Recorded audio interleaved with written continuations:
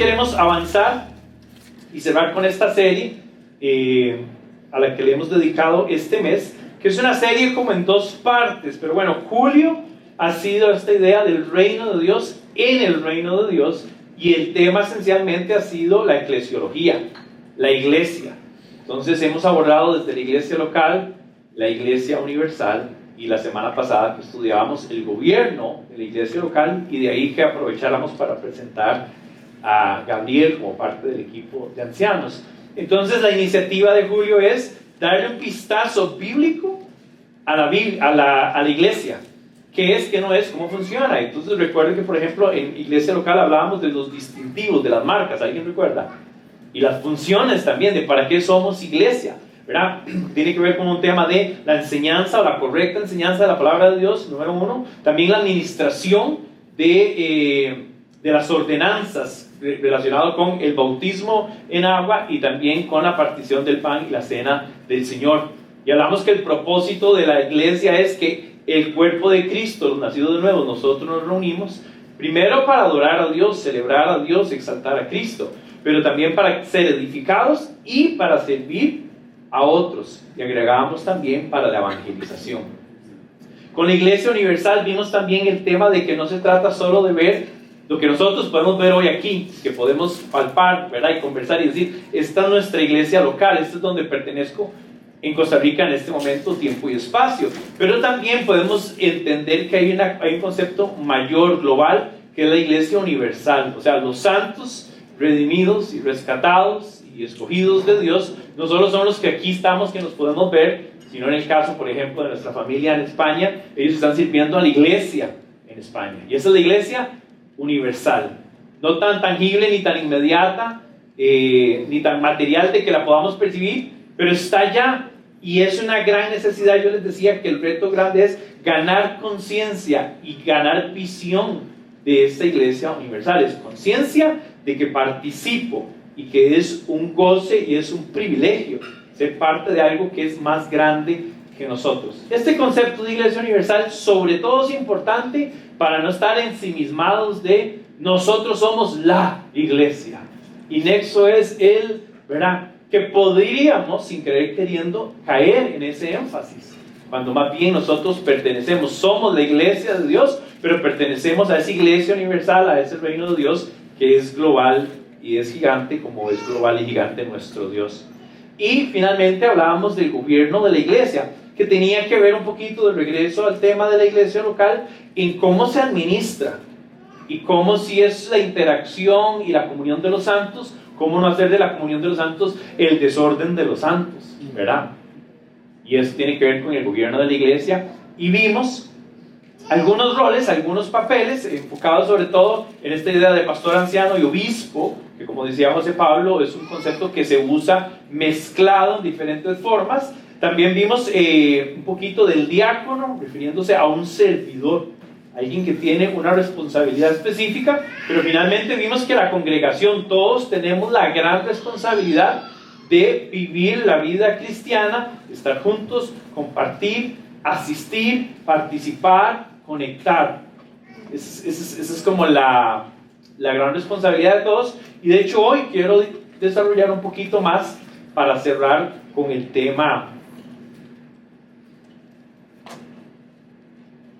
Entonces lo que quiero tal vez de inicio, quiero presentarles tal vez algo que ayude a conectar estas enseñanzas y la perspectiva con la que nuestra iniciativa de cómo hemos querido presentarles. El tema obviamente ha sido eclesiología, la iglesia, que es origen, propósito, trascendencia. Entonces históricamente la idea de la eclesiología ha surgido o viene desde dos órdenes importantes, esenciales, y uno es obviamente la palabra de Dios, la Biblia, y la tradición. Y estas son mis clásicas clases de matemáticas. Entonces la Biblia y la tradición de la iglesia nos deriva una eclesiología, o sea, una concepción correcta de qué es la iglesia, para qué sirve la iglesia, cómo funciona la iglesia. Entonces nuestro ejercicio también es, bueno, ¿cómo podemos hablar de esa eclesiología y referirnos en detalle a esa eclesiología, Pero también entonces nos dábamos cuenta de varios retos, y es que muchas veces inclusive esto ha estado invertido, y es la tradición primero y después la palabra de Dios, la Biblia, para entrar a un concepto de eclesiología. ¿Sí? Si ven la diferencia, puede ser sutil, pero es sustancial. Pero además entendemos que no solo habían estos elementos, sino hay otros que se han agregado. Tiene que ver, por ejemplo, el tema de la liturgia, que por cierto la liturgia está muy conectado con el tema de la tradición de la iglesia. O sea, ¿qué es lo que enseña la historia y qué antecedentes hay de cómo se realizaba, cómo se reunía, a dónde se reunía, cuál era el orden de las cosas que se daban? Eso tiene que ver con la liturgia. Y finalmente, un tema hasta cultural. Ve qué interesante, porque ya la suma para llegar aquí es distinta. Entonces vemos la suma de la cultura, lastimosamente hasta la vemos en ese orden. La cultura, más la liturgia, más la tradición, y finalmente la Biblia da una eclesiología. Y aquí era nuestro reto importante de decir, ¿cómo entiende Comunidad Nexo la eclesiología? Y de alguna manera, ¿cómo podemos desmarcarnos de algunas concepciones o algunos ejercicios eclesiásticos que no necesariamente comulgamos? Entendiéndose también que además nosotros no tenemos una afiliación denominacional. Eso quiere decir que nosotros no estamos conectados con ninguna otra organización que ya de por sí nos podría haber heredado algún tipo de liturgia o alguna concepción de iglesia. ¿Se entiende lo que estoy tratando como de explicar? Entonces, esta matemática mía es un ejercicio de justificar por qué hemos presentado estos temas, por qué la eclesiología e inclusive por qué presentarla desde el reino de Dios. Entonces, para nosotros la idea era mover un poquito al lado estas cosas y cuestionarnos cuál es la manera en que nosotros hemos decidido y continuamos como con el reto o con la convicción de desarrollar un sano concepto de iglesia. Ahora que hay muchos riesgos, era más fácil asociarse con X o Y grupo de personas y decir, ¿cómo lo hacen ustedes? Y darle copy-paste, ¿verdad? Y de hecho tiene sus ventajas este tipo de afiliación, pero también tiene sus desventajas, y de alguna manera nosotros decidimos jugarlo un poco diferente.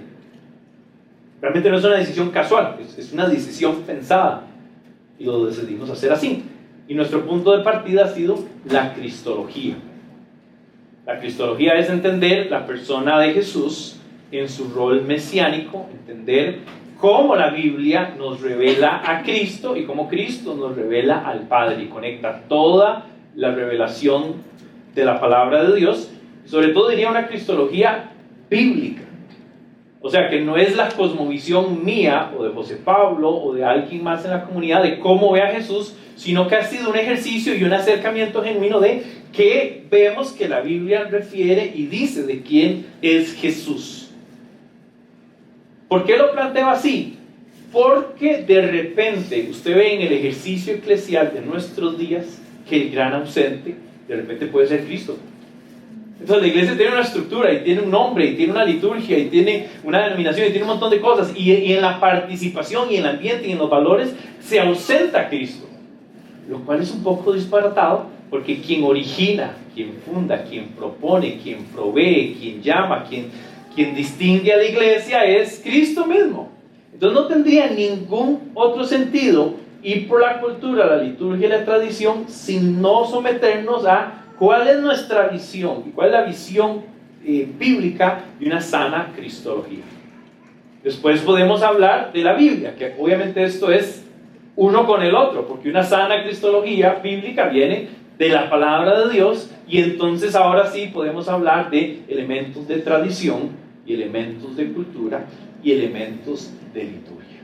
¿Sí se entiende lo que estoy tratando de explicar aquí? O sea, intencionalmente hemos querido decir, nuestra cristología le habla a nuestra eclesiología, de manera que nuestras reuniones, nuestro tiempo, nuestra comunidad de iglesia se siente como una comunidad que enfatiza en la persona de Cristo de inicio a fin. Una cosa sencilla, nosotros decimos que celebramos, esta es la celebración, no le llamamos culto, le llamamos servicio. Todo bien con que se llame culto o servicio, pero nosotros intencionalmente decimos la celebración. Y la pregunta inmediata es, ¿celebran qué? Celebramos lo que Cristo está haciendo en mi vida. Lo que Cristo está haciendo en mi familia, en mi comunidad, en nuestro grupo pequeño, y lo que está pasando en la comunidad de los santos en la iglesia, ¿verdad? Entonces ustedes probablemente podrían decir, sí, esto suena como nosotros, ¿verdad? Y parte del desarrollo eclesial que hemos tenido surge de los grupos pequeños. Y particularmente el estudio que vemos en los grupos pequeños es la vida de Jesús, sus enseñanzas, su ministerio. Entonces yo creo que nos ha facilitado, nos ha puesto en una postura de decir, esta es la manera en que queremos dar a conocer este concepto de iglesia, de la reunión, de la comunión de los santos, que gira en torno a la persona de Jesús. Esto nos, como les digo, en algún caso para algunos puede ser atractivo y para otros puede ser un gran problema, porque algunos quizás quisieran tener un tipo de liturgia más establecido, ¿verdad? Que digan, no, yo quisiera, por ejemplo, que el tema de la música siempre esté, que siempre sean 4 canciones. Hay gente que dice, a mí me hacen falta un montón la danza hebrea. Estoy siendo honesto, o sea, habrá quienes anticipan, porque vienen de diferentes transformos y de diferentes realidades, anticipan cosas que eran elementos de liturgia de otros lugares. Está bien, pero nosotros adrede hemos querido decir, si hay un elemento esencial de nuestra liturgia es la exposición de la palabra, el tiempo en que compartimos, nos saludamos y comemos, ¿verdad? Siempre adoramos, solo que no siempre lo hacemos con música. La semana pasada estaba chivísima porque estaba Edwin y estaba Kenneth. Yo iba a tocar y todo, después yo dije, ¿para qué voy a arruinar eso? Déjenlos que toquen solos. Entonces yo creo que nos da esta es mi intención, y por eso para mí es importante presentar esto. Nuestra intención es cómo no estar centrados en que yo lo que vengo a la iglesia es a ejercer y a darle cheque a una liturgia. Podría ser diferente, es más, es lindo que sea diferente porque se vuelve hasta impredecible. ¿De qué vamos a hablar hoy? ¿Cómo lo vamos a compartir? ¿Qué otras dinámicas hay?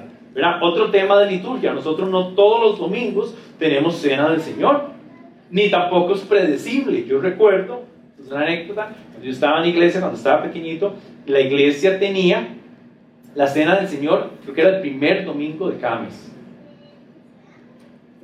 Probablemente algunos se asientan con la cabeza porque es algo de liturgia que se ha hecho en otras iglesias. Nosotros, cuando tenemos cena del Señor, cuando sentimos que corresponde por tema y queremos enfatizar este mandato, esta ordenanza, pero no tiene una exigencia rígida.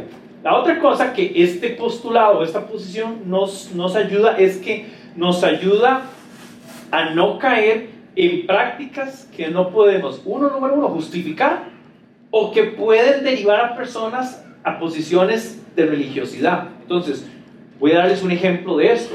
Todo el tema de la liturgia está conectado con la tradición de la iglesia, y hay muchas cosas de la tradición de la iglesia que fueron derivadas de cultos y creencias, inclusive paganas. Obviamente, con el tema de eclesiología ha surgido el tema de la iglesia, que habíamos mencionado los credos inclusive de los apóstoles, el credo de Nicea, que estaba enmarcado todavía en una iglesia unificada en el sentido de que todavía no se había dado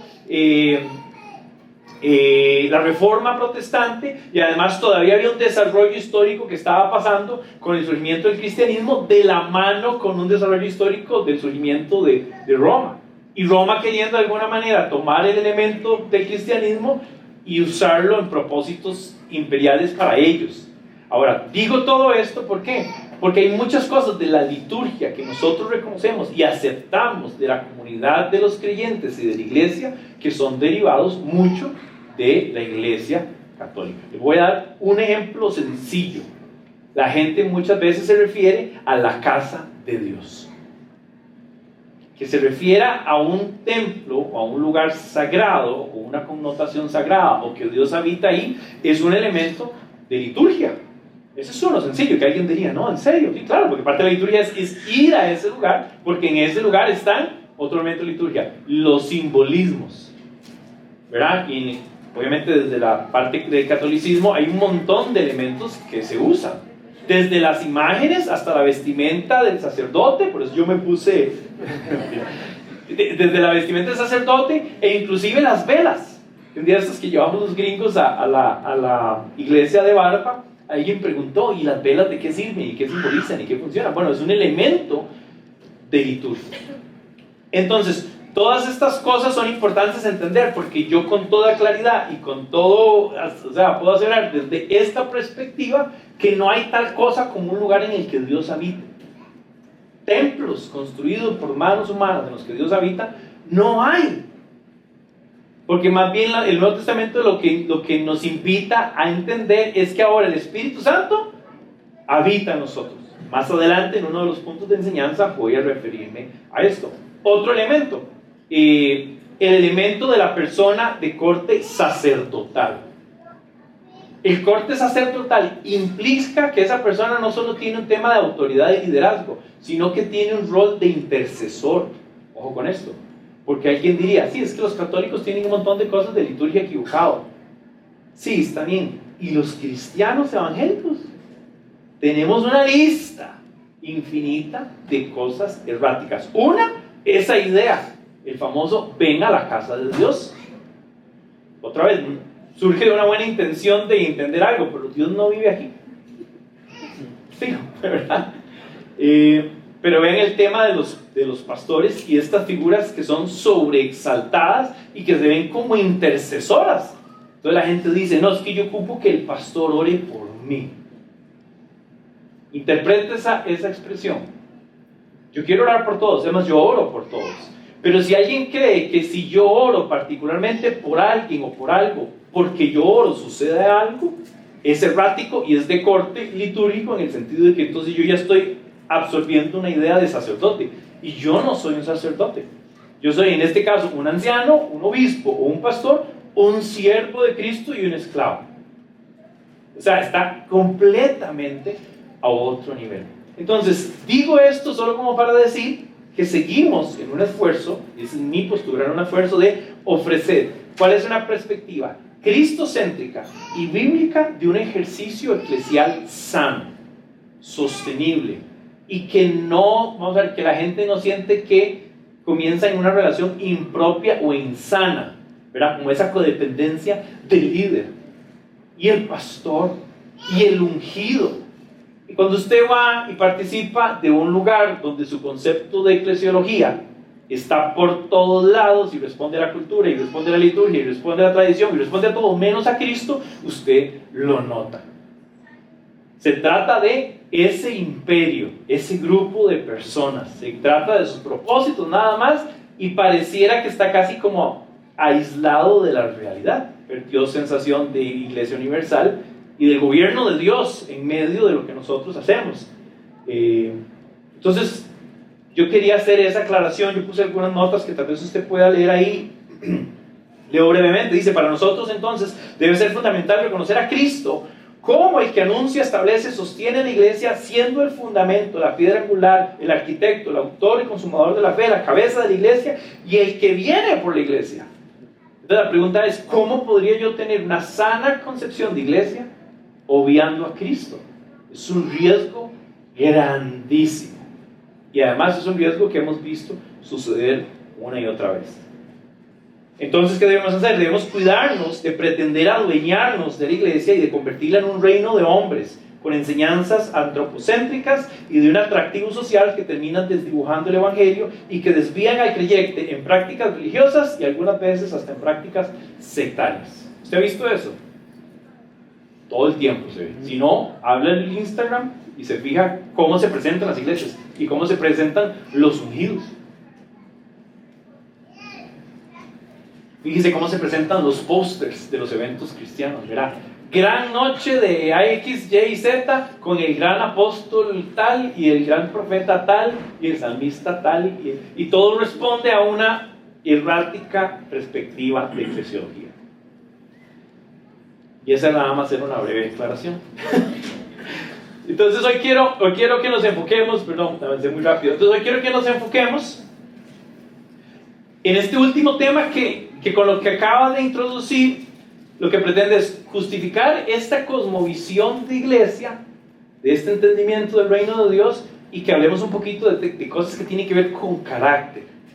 Y aquí quiero entonces que volvamos a retomar los roles que hablamos de ancianos y de los diáconos y de la congregación, y hablar a un tema general, porque lo último que quisiéramos, la semana pasada que hablábamos del gobierno de la iglesia, el gobierno es lo que establece una estructura sana y bíblica para que nuestro ejercicio sea sostenido.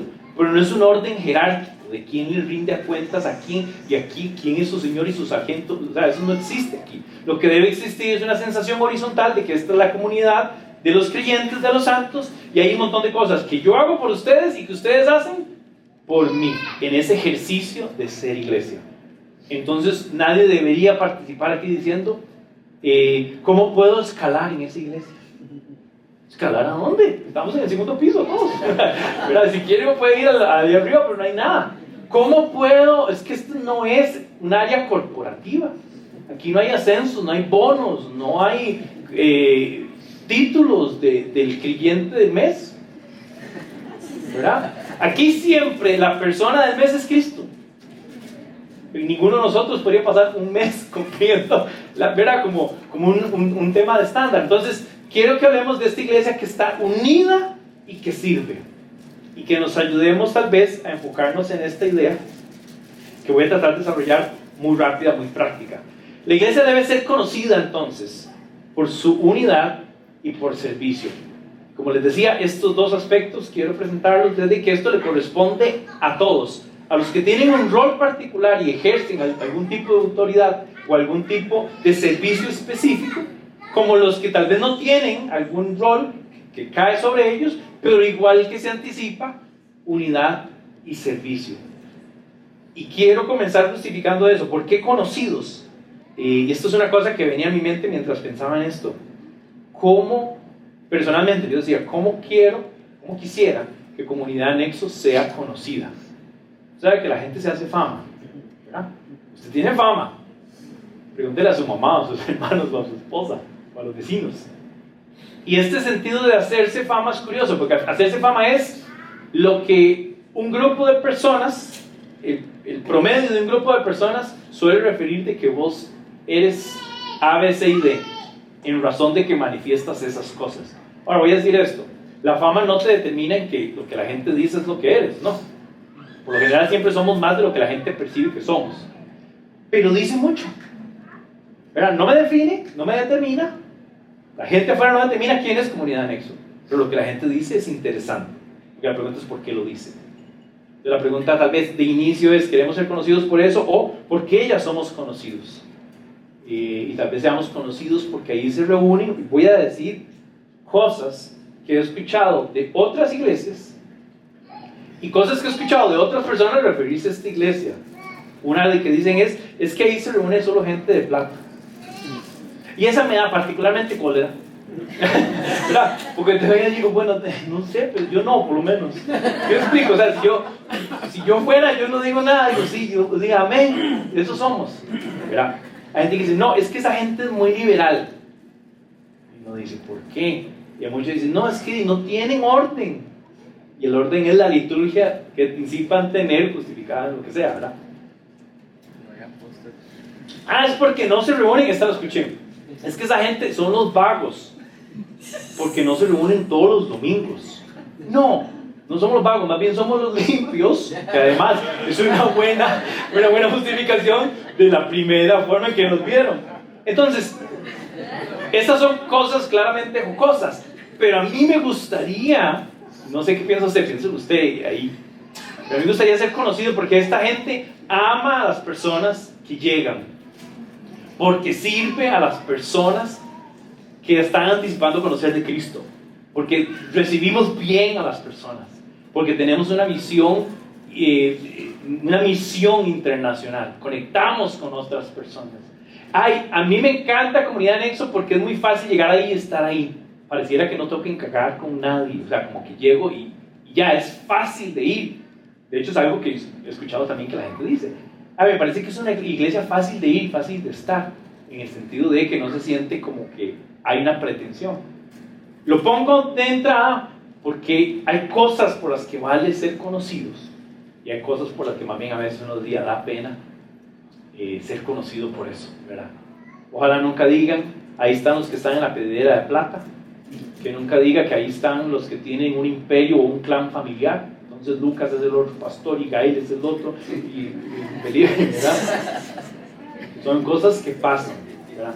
Pero bueno, enfocándonos en la unidad, y particularmente con la unidad quiero referir a esto. Somos llamados a vivir en la unidad. De hecho, todo el mensaje de Cristo, o sea, todo el mensaje de la palabra de Dios y la obra de Cristo tiene que ver con una obra que nos reconcilia inicialmente con el Creador y nos hace uno con el Padre, ¿verdad? Entonces hay de estas expresiones que Jesús múltiples veces dice en Juan 17, para que ustedes sean uno conmigo como yo soy uno con el Padre, ¿verdad? Entonces esa unidad, que además viene también por medio del Espíritu Santo, es un llamamiento para los santos, para la iglesia, para nosotros. Vea Juan 17 en las notas de la Biblia, si ustedes tienen por ahí en su aplicación. Dice, yo les he dado la gloria que me diste, para que sean uno, así como nosotros, plural, somos uno, y ellos, yo en ellos y tú en mí. Ojo qué bonito. Permite que alcancen la perfección en la unidad, y así el mundo los reconozca que tú me enviaste y que los has amado a ellos tal como me has amado a mí. Esto es lo que llaman, por si acaso, la oración sacerdotal. Jesús, el Monte de los Olivos, haciendo una oración donde habla de su obra, de lo que viene haciendo, y habla de que un propósito último es vivir en esa unidad que solo a través de Cristo se puede ofrecer, en la unidad con el Padre. Y él habla de sus discípulos, dice, para que ustedes sean uno conmigo, y para que siendo uno conmigo sean uno con el Padre. O sea, esencialmente, teológicamente hablando, el ofrecimiento de la cruz es un puente, es un vínculo, es un acto de poner paz entre dos cosas que estaban enemistadas. Claro, la gran pregunta es, ¿cómo se ve y cómo se siente eso en la iglesia? Y la otra pregunta que es difícil de contestar, dura, ¿es la iglesia de Cristo reconocida por ser unidad, por estar juntos, por estar unánimes? Y es duro, porque la respuesta para esa es, en muchos casos, no. Y más bien hay posiciones encontradas y algunas derivan en divisiones. Entonces claro que es duro llegar y reconocer cómo es entonces que debe ser la unidad, cómo es que debemos entender este tema. Entonces quiero llevarlos en las notas de la aplicación. Tengo Hechos 2. La idea era leerlo todo, pero yo dije, no, 40 y resto de versículos, 46. Creo que no. Pero quiero referirme a Hechos 2 porque es un momento histórico muy importante, sobre todo porque marca un punto de partida muy particular, hablando a la luz de la iglesia. ¿Y qué es la iglesia? En Hechos 2 nos narra que después de que Jesús murió y resucitó, dice que se apareció a ¿cuántas personas? ¿Recuerdan?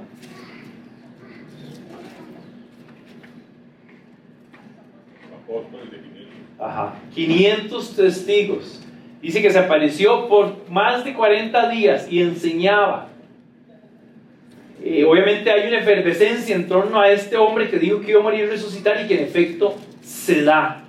Entonces Hechos 2 nos narra lo que está pasando ante este tema inminente de que ciertamente lo que este profeta dijo que iba a pasar está sucediendo. Y ahora, ¿qué va a pasar?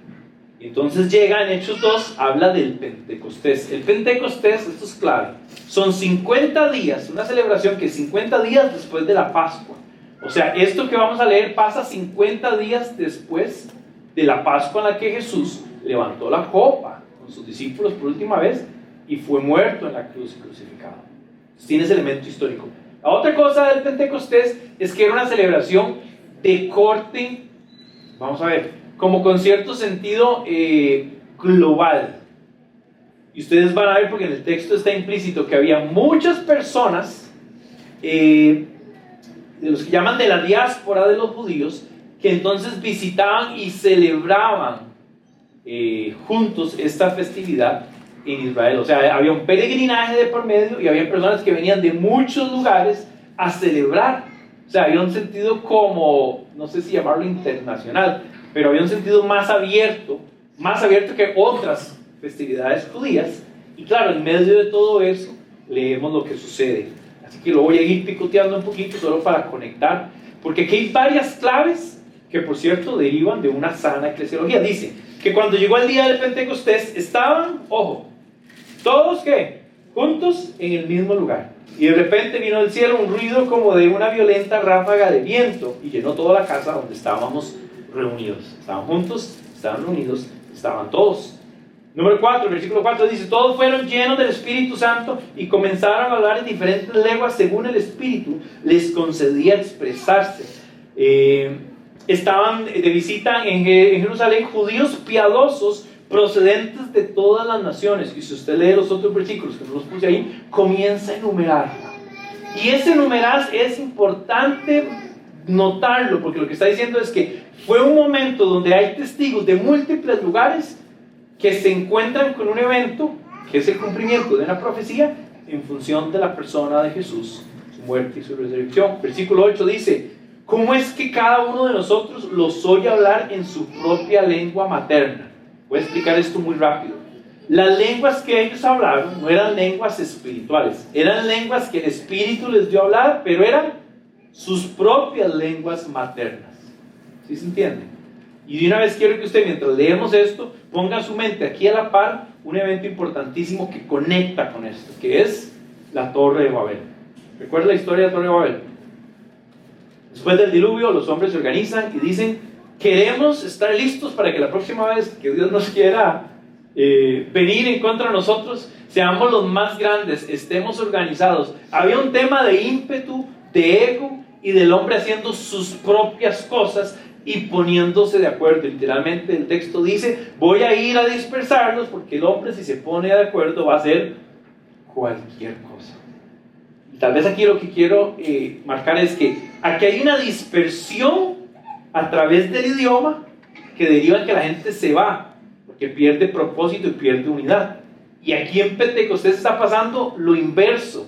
Son personas que vienen de otros lados, de otras naciones, y hay un solo propósito y hay una sola justificación por la que están volviendo a hablar. Interesantemente, no vuelven a hablar un idioma, pero vuelven a hablar una sola cosa. ¿Sí se entiende? Lo cual es maravilloso, porque quiere decir que espiritualmente Dios no necesita que hablemos el mismo idioma para así más bien comenzar a hablar del mismo tema. Y ese tema es Cristo muerto y resucitado. Dice que desconcertados, versículo 12, y perplejos se preguntaron: ¿qué quiere decir esto? Y entonces, versículo 14, Pedro comienza a dar aquella enseñanza tan célebre y dice: entonces Pedro con los 11 se puso de pie y dijo a voz en cuello, y esto es importantísimo. ¿Sabe qué da a entender esto? Había una estructura y había un liderazgo, aún en un ejercicio súper primitivo de lo que parece ese surgimiento de la iglesia. Dice: en realidad lo que pasa es lo que anunció el profeta Joel. Sucederá que en los últimos días, dice Dios, derramaré mi espíritu sobre todo ser humano. Entonces lo que está diciendo Pedro es: no se confundan, lo que está pasando es un cumplimiento de algo que se había de venir, y Pedro está haciendo algo muy valiente. Él está diciendo: esto se cumple hoy, el Espíritu Santo vino hoy para que entonces se cumpla que toda persona, niños, ancianos y personas y de toda clase y región y todo, sean llenos del Espíritu Santo en función del mensaje de Cristo. 22. Este es el mensaje de Pedro, es clave entenderlo. Pueblo de Israel, escuchen esto: Jesús de Nazaret fue un hombre acreditado por Dios ante ustedes con milagros y señales y prodigios, los cuales realizó Dios entre ustedes por medio de él, como bien lo saben. Este fue entregado según el determinado propósito y el previo conocimiento de Dios, y por medio de gente malvada ustedes lo mataron clavándolo en la cruz. Nada sencillo la enseñanza, ¿verdad? La palabra. Sin embargo, Dios lo resucitó, liberándolo de la angustia de la muerte, porque era imposible que la muerte lo mantuviera bajo su dominio. Vea el contenido de lo que está diciendo. 31. Fue así como previó lo que iba a suceder, refiriéndose a la resurrección de Cristo, y afirmó que Dios no dejaría que su vida terminara en los dominios de la muerte, ni que su fin fuera corrupción. A este Jesús Dios lo resucitó, y de ello todos nosotros somos testigos. Exaltado a la derecha de Dios y habiendo recibido del Padre el Espíritu Santo prometido, que ha derramado esto que ustedes ahora ven y oyen. O sea, la explicación es: esto que pasa es el cumplimiento de Joel, y el cumplimiento de Joel se da porque vino aquel profeta anunciado, vino Jesús, que hizo todo para acreditar que este era el Mesías, murió y resucitó. El Padre lo levantó de los muertos y por eso se está cumpliendo. Vea el contenido más adelante, 38 del mensaje. Arrepiéntanse y bautícense cada uno de ustedes en el nombre de Jesucristo para perdón de sus pecados, contestó Pedro, y recibirán el don del Espíritu Santo. Después viene una descripción de esa comunidad. Dice: así pues, los que recibieron su mensaje fueron bautizados, y aquel día se unieron a la iglesia unas 3,000 personas. Se mantenían firmes en la enseñanza de los apóstoles, que están en el credo, ¿se recuerdan? En la comunión, en el partimiento del pan y en la oración, que es la cena del Señor, que hoy vamos a tener además. Dice que todos estaban asombrados por los muchos prodigios y señales que realizaban los apóstoles. Aquí pongo un asterisco de que esto es propio de este tiempo apostolar, de esta realidad. Esos milagros y prodigios hoy no se requieren, se requerían en ese momento. Todos los creyentes estaban juntos, otra vez, tenían todo en común, vendían sus propiedades, este versículo, qué cosa más fea, vendían sus propiedades y posesiones y compartían sus bienes entre sí según la necesidad de cada uno. No dejaban de reunirse unánimes en el templo. Aquí pongo otro asterisco. Este no es el templo cristiano, el primer templo bautista de Jerusalén, no. Este es el templo de los judíos. Y lo que históricamente se cree es que ellos, estos que son judíos, ahora convertidos al cristianismo, siguieron congregándose en el templo de los judíos para ahora anunciar a Cristo. ¿Se ven la magnitud de lo que está sucediendo? Y dice que de casa en casa partían el pan y compartían la comida con alegría y generosidad, alabando a Dios y disfrutando de la estimación general del pueblo. Y cada día el Señor añadía al grupo los que iban siendo salvos.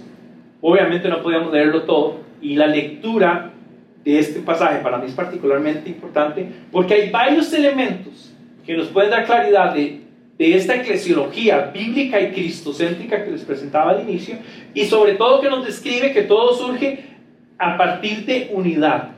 Este grupo de personas que creen este mensaje, que están congregado ahí, que lo está escuchando, y un distintivo importantísimo que es la aparición del Espíritu Santo. Está la unidad de que usted y yo estemos juntos, y está la unidad de que usted y yo no solo estemos juntos, sino que estemos unánimes porque nos distingue el mismo Espíritu. Ahora, la semana antepasada que estábamos con los gringos, hablábamos de cantar, de estudiar el devocional, que los chicos uno lo tenían en inglés y otro en español, y de buscar unas claves para el discipulado y darnos cuenta que hay un cambio de cultura y de idioma, pero esencialmente el contenido es el mismo. Y mucho más trascendente de eso, el Espíritu que habita en Sean, mi amigo que estuvo aquí, habita también conmigo en mí. Y es un elemento de unidad que no se proporciona solo de ponernos de acuerdo en reunirnos.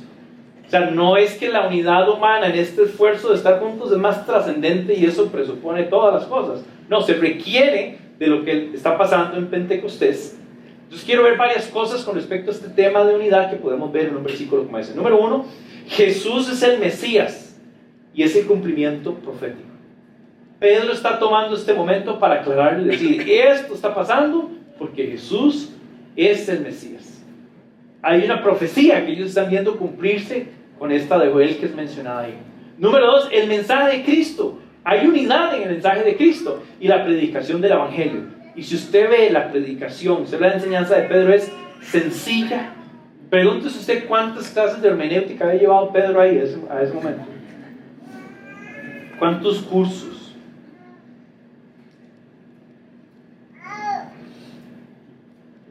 ¿Cuántas veces lo había hecho Pedro?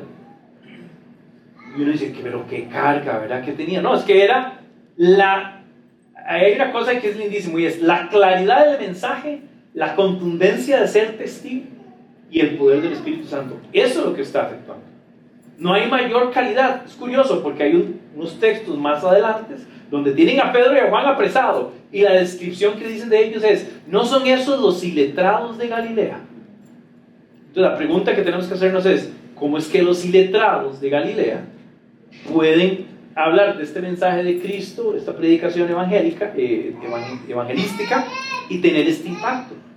Porque tienen unidad en el pensamiento de Cristo, en el Evangelio. La presencia del Espíritu Santo es distinción de este grupo de personas, de esta iglesia.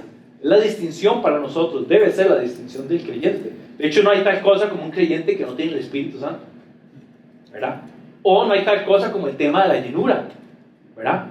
Como llenen más, imagínense lo que sería que yo, cuando usted entre, yo me ponga a ver cómo lo mido, ¿verdad? Como usted viene ahí en media máquina, usted viene ahí, ¿verdad? No obstante, es un criterio que la gente lo discute. ¿Cómo? Un día sería bonito indagar en eso. El mensaje de arrepentimiento está implícito. Y es interesante porque el mensaje, además, lo anticipaba esta idea que dice, y ustedes lo crucificaron. ¿Qué clase de valentía tuvo Pedro para ese día decir esto? Y además decir, arrepiéntanse. Y es la claridad del mensaje de Cristo, del mensaje del Evangelio, que no puede, eso es muy importante, no puede. Una cosa aquí de eclesiología es, ¿será que hay iglesias que pueden dar opcional el mensaje del arrepentimiento? Yo le voy a decir una cosa, si en una iglesia no se habla de arrepentimiento, es una iglesia popular, porque es fácil de estar sentado y no sentir que hay una demanda de reaccionar al mensaje, sino que es como, tómelo, haz lo que quiera, piense lo que quiera. No hay una toma de decisiones, ¿verdad?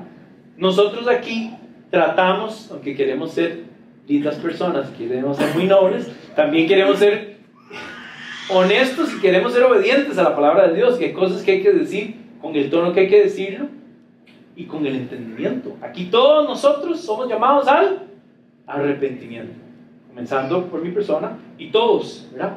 Recibir el mensaje y ser bautizados, que es interesante porque esto también deriva de una de estas marcas que hablamos de una iglesia local, una iglesia que practica y manda a obedecer estos sacramentos o estas enseñanzas. Perseveraban juntos en la enseñanza de Jesús y los apóstoles. Otra marca de la iglesia. Y finalmente, este me encanta, compartían el pan con alegría y generosidad. Entonces, la unidad por la que la iglesia debe ser conocida es cuando usted y yo podemos leer eso y decir, yo busco lo mismo. Por eso estoy junto con Andy y junto con Esteban, junto con Rebe, junto con cada uno. ¿Sí me explico? Y es un buen ejercicio decir, todos buscamos eso. Porque la unidad entonces está cuando está esa claridad de qué seguimos y por qué lo seguimos, y en el apoyarnos, en caminar en estas cosas. No obstante, la unidad es muy, muy dura. Quiero meter este texto aquí, en Efesios, que Efesios, por cierto, enfatiza muchísimo en la unidad. Es un llamado a la unidad prácticamente, y propone una unidad, otra vez, que en este versículo lo van a ver, es práctico en lo que se espera de mí para que eso suceda, pero también en la dependencia del Espíritu Santo, porque finalmente es Él el que trae eso. Y ve este texto, si lo quiere leer conmigo, dice, por eso yo que estoy preso por la causa del Señor, les ruego, es Pablo rogando, que vivan de una manera digna del llamamiento que han recibido. Y aquí viene la lista que tenemos que repasar. Dice, siempre humildes, amables, pacientes, tolerables unos con otros en amor. Son 5. Esfuércense por mantener la unidad del Espíritu mediante el vínculo de la paz. Entonces no es una unidad solo de esfuerzo personal, pero de fruto del Espíritu.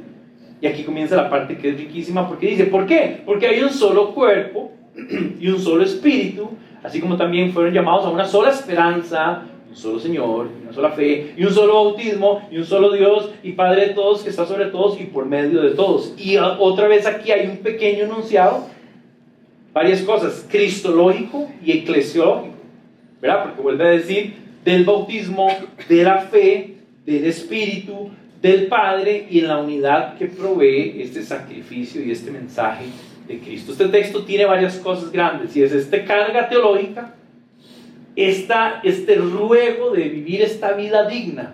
Y yo pensaba en el texto cuando lo leí, yo decía, se puede entender que la única forma digna en que la iglesia sea iglesia y viva como iglesia es buscando esa unidad. Y en parte sí. Haga usted su estudio en la casa, pero yo podría concluir que este ruego de vida digna está asociado con que haya un vínculo de paz. y que se mantenga la unidad.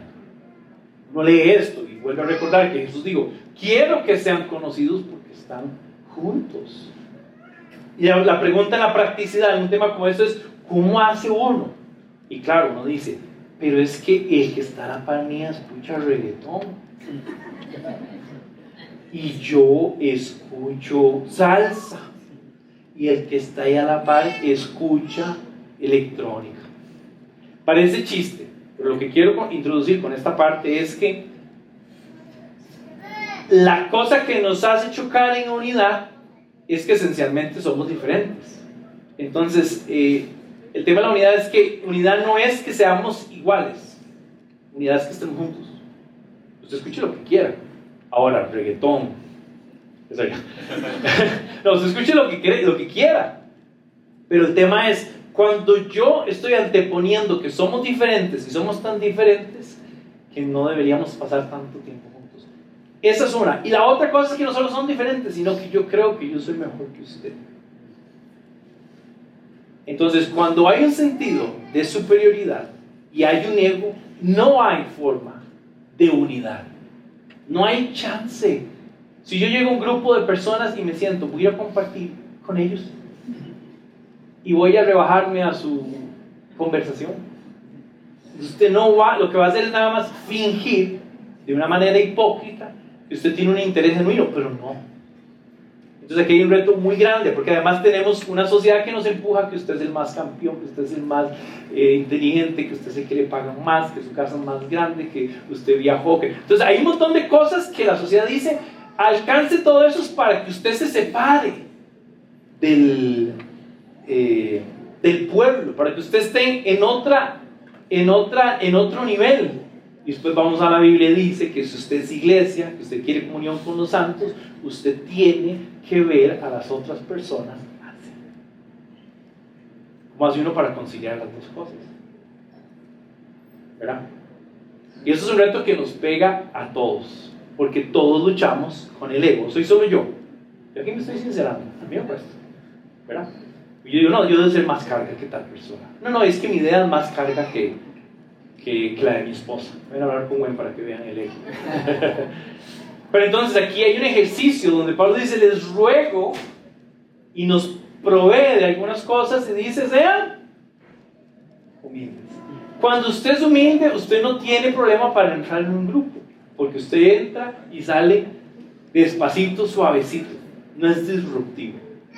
No es el chaval que dice, llegué, y comienza la fiesta. Todo tiene que parar y todo tiene que tenerse porque es la gran cosa. Sean amables. Que esto es curioso porque no solo hay un tema de humildad asociado con esto, sino que hay un tema hasta de desarrollo social. La sociedad está tan ensimismada y tan individualizada que la gente no dice buenos días, por favor, gracias, ¿cómo amaneció? Qué lindo verlo, qué linda verla. Entonces haga una prueba, sobre todo en las personas que están, póngale de los 30 para abajo. Esa gente no dice buenos días, nunca. Ni buenas noches, ni gracias, ni... No. Eso usted va y pide el combo McDonald's y no la ve, ¿verdad? Con el celular, para no tocarle, no tener interacción con el cajero de McDonald's. Ni con el chavalo que puso gasolina en tu carro. ¿Sí me explico? No se puede ser iglesia así. Uno lo puede fingir y hasta inclusive, y esto es un tema también cultural, que yo estoy agradecido que en Costa Rica, de verdad se los digo, en Costa Rica no es un problema tan marcado, pero hay otros países en Latinoamérica donde hay una segregación geográfica, o sea, están los de la cordillera y los de la costa. Entonces están los que ganan tanto y los que ganan el otro. Y si hay un grupo de aquí que le habla al grupo de allá, dice, papillo, usted está perdiendo todas las medallitas, pues con aquellos o con estos, ¿verdad? Y también le voy a decir esta otra cosa, que también deriva en una mala eclesiología, porque entonces uno dice, vamos a hacer una iglesia, pero que es para estas personas. Y otra que es para estas. Y para que estas se sientan en su ambiente, y para que estas... Es ridículo. Es un absurdo. Porque la iglesia de Cristo, universal, que Él fundó y que sostenió y que sostiene, y que Él otorgó a nosotros, es universal y está llamado a todos. y algo precioso, una conclusión, y es que en el reino de Dios solo hay un rey, solo se destaca uno, y todos los demás nos sentamos y nos vemos a los ojos y les decimos, delante del Padre somos idénticos, y eso provee unidad. Pacientes, tolerantes, unos con otros en amor. Y Pablo dice, esfuércense. Claro, lo que está diciendo es esfuércense porque no es fácil esa unidad, pero es la que vale la pena tener. ¿Está conmigo? Ser conocidos por la unidad. Número 2, ser conocidos por el servicio. El servicio al que quiero referirme aquí, sobre todo, quiero referirme en el sentido no del ejercicio por rol, o sea, el servir porque me tocó por un rol o porque soy parte de un grupo. Aquí quiero hablar, los dos son temas de carácter, tanto la unidad como el servicio es el carácter, no es lo que hago, pero es lo que soy. O sea, yo soy servicial porque soy servicial, no porque me tocó ser servicial hoy, ¿verdad? Imagina qué tremendo decir, de lunes a viernes voy a ser servicial en este lugar con estas personas, pero aquí no, es algo que tiene que ver con el carácter y además tiene que ver con el carácter en Cristo. Entonces debemos ser conocidos por el servicio, que es la actitud y el carácter que corresponde a aquellos que han entendido su posición en el reino. Esto es importantísimo. El servicio solo lo ejerce alguien que sabe dónde está. Entonces, para el que está desubicado en la vida y cree que está aquí, ¿va a servir? No, va a buscar que le sirvan. Pero el que tiene las paticas en el piso y dice, mira, yo en el reino solo puedo ser siervo, me toca servir. Entonces, desde la eclesiología que viene de este concepto del reino de Dios al que Jesús nos invita y nos revela, en el reino de Dios no hay muchos reyes, hay uno. Quiere decir que a todos nos pone en categoría de siervo. Y una pechuga y dice, yo soy siervo, nací para servir. Pero ve lo antagónico que es esto, porque nos criaron para ser campeones, vencedores y para escalar de manera que más bien la gente esté para que te sirva. En la iglesia de Cristo no va a ser así. Leo con ustedes Mateo, están las notas, Mateo 20, versículos 20 al 28. Muy cerca, por cierto, de la muerte de Jesús, y esto es parte, el pasaje paralelo a este está conectado con la última cena de Jesús, que está como en el mismo contexto de los versículos que hemos leído en Juan 17 y también en Hechos. Dice, entonces la madre de los hijos de Zebedeo, junto con ellos, se acercó a Jesús arrodillándose. ¡Qué ridículo! Y le pidió un favor. ¿Qué quieres?, preguntó Jesús. Y ella le dijo, ordena que ¿en qué? En tu reino. ¿De qué estamos hablando? Del reino. En tu reino, uno de estos dos hijos míos se siente a tu derecha y el otro a tu izquierda. Esos dos hijos eran Juan y Jacobo. Ustedes no saben lo que están pidiendo, respondió Jesús. Que traducido al lenguaje actual es una caballada, se está pidiendo, Señor. Más o menos. Dice, les aseguro que beberán de mi copa, dijo Jesús. Que por cierto se refiere al sacrificio, no al sacrificio, el sufrimiento. El creyente es llamado al sufrimiento, por si acaso. De esa sí nos toca, no hay que pedirla, esa viene. Pero dice que el sentarse a la derecha o a la izquierda no me corresponde concederlo, que aquí me encanta la respuesta, porque la respuesta no es ni siquiera que no quiera, es que ni a mí me corresponde. Señora, levántese de ahí, me imagino, le digo Jesús, mira, levántese, no es ridículo, ni yo estoy pidiendo al Padre hacia la derecha o a la izquierda. Y esta es la cosa que es interesante. ¿Cómo haces para ser el máximo de autoridad y vivir con el carácter de siervo? Jesús. O sea, este es el Rey Supremo, creador del universo, diciéndole, ni a mí, ni para acá. Y él comienza y dice, cuando los oyeron, los otros 10 se indignaron, claro, con los dos hermanos. Y Jesús les llamó y les dijo, como ustedes saben, los gobernantes de las naciones oprimen al pueblo y los altos oficiales abusan de su autoridad. La realidad de los reinos de la tierra. Pero entre ustedes no debe ser así. Al contrario, y aquí como esta idea de que, o sea, al revés, el que quiera ser grande entre ustedes debe ser su servidor. Y el que quiere ser el primero deberá ser esclavo de los demás. Así como el Hijo del Hombre no vino para que le sirvan, sino para servir y dar su vida en rescate de muchos. En el paralelo de Mateo dice, el paralelo de Lucas más bien, dice: yo estoy aquí en medio de ustedes como el que sirve. Y en esa misma sentada de a comer que había hecho Jesús, la última cena con sus discípulos, había lavado sus pies. O sea, había hecho la cosa más humillante y el oficio más sencillo. Y no obstante, está a horas de dar su vida en sacrificio, sabiendo por identidad que es el Hijo de Dios, el Rey, el heredero supremo, creador de todas las cosas. Y todavía su carácter es servir y es enseñar. Lucas 17, del 7 al 11, del 7 al 10, dice: supongamos que uno de ustedes tiene un siervo que ha estado arando el campo o cuidando las ovejas. Cuando el siervo regresa al campo, ¿acaso se le dice: ven enseguida y siéntate a la mesa? ¿No se le dirá más bien: prepárame la comida y cámbiate de ropa para atender mientras yo ceno? Después tú podrás cenar. ¿Acaso se le diría gracias al siervo por haber hecho lo que se le mandó? Así también ustedes, cuando hayan hecho todo lo que se les ha mandado, deben decir: somos siervos inútiles, no hemos hecho más que cumplir con nuestro deber. Y esto es algo que nos cuesta, porque toca también el por qué sirvo. Y esto es una lucha de todos, porque todos de alguna manera queremos servir, y sería bonito que de vez en cuando alguien te lo reconozca. ¿Sí, verdad? Y aquí el texto lo lleva a la máxima expresión de: hágalo porque le toca. Y no espere que van a hacer un trato excepcional porque como usted vino del campo, entonces siéntese a comer primero. No, cuando termina de hacer aquello, vienen a hacer esto. Y cuando termina de todo, come. Yo tenía una ley con los grupos de jóvenes, y los que han trabajado conmigo saben, que siempre que vienen actividades que hay que comprar pizza, hamburguesas y todo, siempre es, y nunca alcanza. Entonces, siempre es, ustedes les sirven a todos. Y si sobra, comen. Y si se enoja con eso, y si no le parece, este no es un lugar para usted. O por lo menos esto no es un rol para usted. Y es curioso porque es esta idea del reino. Por eso, y aquí hay dos palabras, me devuelvo a Mateo. En Mateo usa dos palabras. Usa diácono cuando dice sirva.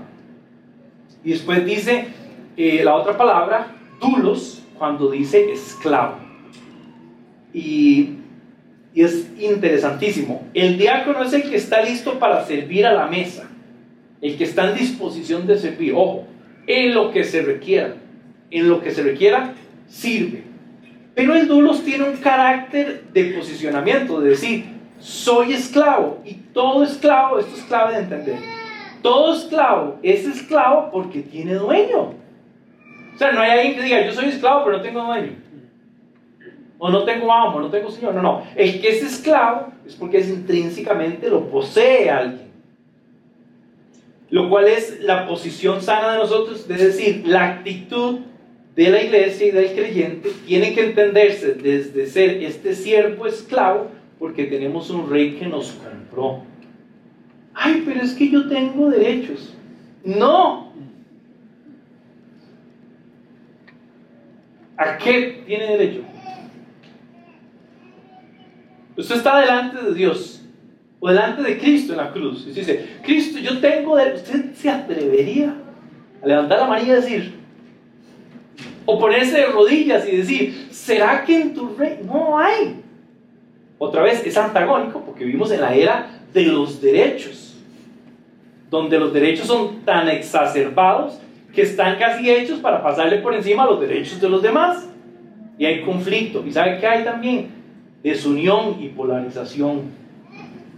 En el reino de Dios no debe haber polarización porque es el rey y los siervos. No hay discusión, no hay conversaciones en corto, no hay opiniones, no hay nada. Ahora no puede decir: pero es que esto es muy duro. Entonces, bueno, es peor no tener rey, es peor no pertenecer, es peor no ser justificado, es peor no ser perdonado, es peor no ser acercado, es peor no tener dónde pertenecer. ¿Sí me doy a entender? Entonces, más bien, la posición que la iglesia debe tomar es: somos los siervos, somos los esclavos. Y esta posición, es más, nunca había estado en una posición más alta que esta. Adoptado. Antes, ¿quién eras? ¿Cómo te llamabas? No tuvo que venir Cristo para llenarte de valor y de valía y de propósito y de visión y de función en el cuerpo y en la vida en general. Que suena duro, por cierto. Pero bueno, cosas del servicio que podemos ver aquí, bien rápido. El reino, hay un solo rey. Y todos los demás somos siervos. No debemos buscar ejercer dominio sobre nadie. O sea, yo no sirvo para transaccionalmente ponerme en una posición que ya después estoy aquí atrincherado. ¿Quién me baja? Busquemos ser siervos de los demás. Y esto es algo importante. El que busca ser siervo es el que sabe identificar la necesidad antes de que le digan que esa necesidad está ahí. La gente que está deseando. Y antes de tiempo puede decir, yo voy a suplir esa necesidad, yo puedo ayudarte, yo puedo servirte, ¿verdad? En la sociedad se ve, otra vez, un deterioro de eso. La gente antes estaba dispuesta a ayudar a la señora a pasar. Y en los buses había un sentido de ser caballero, que entonces uno decía, vamos a darle espacio a las mujeres que vienen embarazadas, o a las señoras, o a las mujeres en general. Antes, uno se ponía de pie, con solo que entrara una mujer, uno se ponía de pie y iba para el tubo atrás, la grama. ¿A quién le pasó algo por hacer eso? Y ahora más bien es un pleito, ¿verdad? Y hasta hay memes y hay videos al respecto, porque obviamente la sociedad es ese reino donde Jesús dice, en los otros reinos son así, así, así, así, pero entre nosotros no puede ser así. No busquemos ser servidores, ser servidos, dediquemos nuestra vida al servicio. Dice Jesús que Él viene para servir y dar su vida. Filipenses habla de este siervo. Y cuidemos las intenciones del servicio, o sea, ¿cuál es la intención de servir? ¿Es figurar? ¿Es ganar una posición? ¿Ganar un rol? ¿O solo quiero servir por servir? Y en este enfoque desinteresado, a veces lo que podría decir de esto, en este enfoque desinteresado lo que le garantiza a usted el gozo.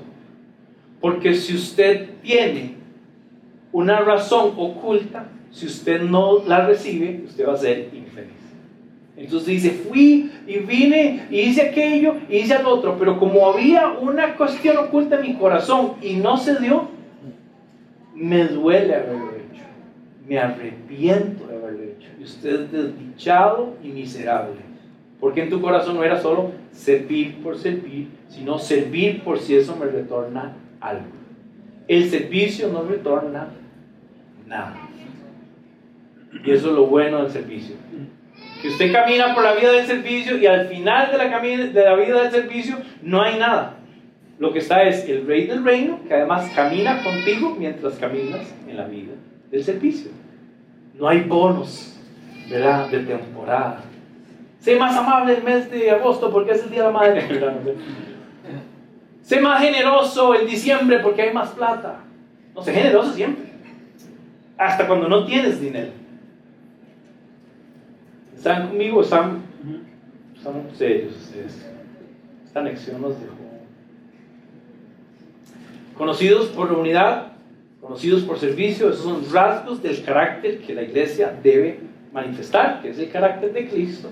Y termino aquí con un par de cosas, los retos de cómo iglesia podemos entender esto es, hemos sido llamados a ser una iglesia que se distingue, lo escribí bien, ¿verdad? Por estar unida y por su actitud de servicio. Y esa es una gran oración para mí, o sea que conforme pasa el tiempo nosotros como iglesia local crecemos y aprendemos y maduramos y muchas cosas, la gente pueda decir en Comunidad Anexo la gente está unida y la gente sirve. Ay, es que tiene un edificio muy pequeño, mejor, más barato. Ay, es que la gente ahí, unos vienen a pie y otros vienen en carro y otros mejor. ¿Sí me explico? Yo creo que vale la pena esforzarse a ser conocidos por cosas trascendentes. Y me encantaría ser reconocido como una iglesia que sirve. ¿A quiénes? A todos. ¿Cuándo? Todo el tiempo. Y que dentro de nosotros, y hasta inclusive con otras personas, hay un sentido de unidad. Cuando estamos unidos en Cristo, con su iglesia, cumplimos con el llamado a servir, todos se sienten amados, recibidos, para seguir siendo transformados en su proceso en Cristo. Que es nuestra visión, por cierto, es servir juntos para influenciar a la familia y la comunidad. ¿Para qué? Para estar en este proceso en Cristo, que por cierto se llama ser discípulos y hacer discípulos de Cristo. Amén. Dos cosas con las que quería cerrar, muy prácticas de esta idea de iglesia, con la introducción de esta perspectiva de eclesiología desde una cristología bíblica, y finalmente dos cosas del carácter distintivo de la iglesia, que es esa unidad y ese servicio.